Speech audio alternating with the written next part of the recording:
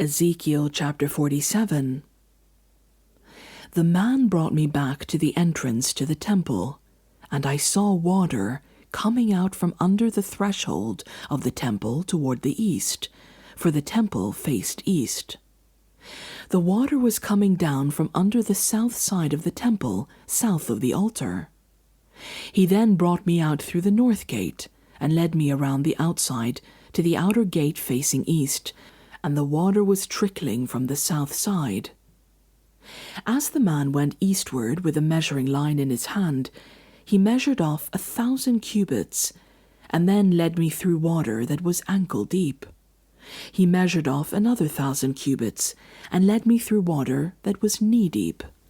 He measured off another 1,000, and led me through water that was up to the waist.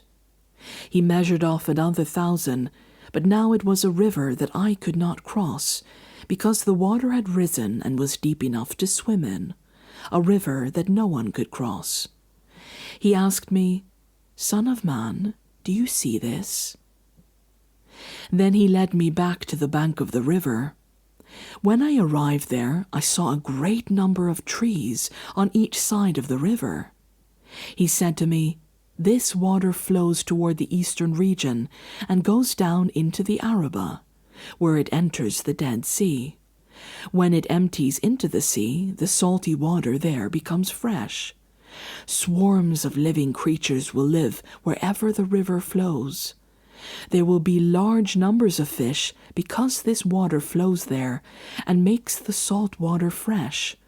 So where the river flows, everything will live. Fishermen will stand along the shore, from En-Gedi to En-Eglaim. There will be places for spreading nets. The fish will be of many kinds, like the fish of the Mediterranean Sea. But the swamps and marshes will not become fresh, they will be left for salt. Fruit trees of all kinds will grow on both banks of the river. Their leaves will not wither, nor will their fruit fail. Every month they will bear fruit, because the water from the sanctuary flows to them. Their fruit will serve for food, and their leaves for healing." This is what the sovereign Lord says. "These are the boundaries of the land that you will divide among the 12 tribes of Israel as their inheritance, with 2 portions for Joseph. You are to divide it equally among them. Because I swore with uplifted hand to give it to your ancestors, this land will become your inheritance. This is to be the boundary of the land.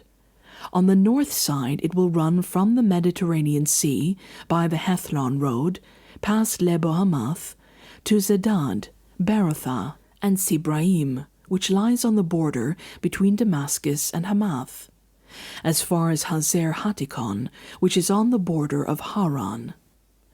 The boundary will extend from the sea to Hazar Enan, along the northern border of Damascus, with the border of Hamath to the north.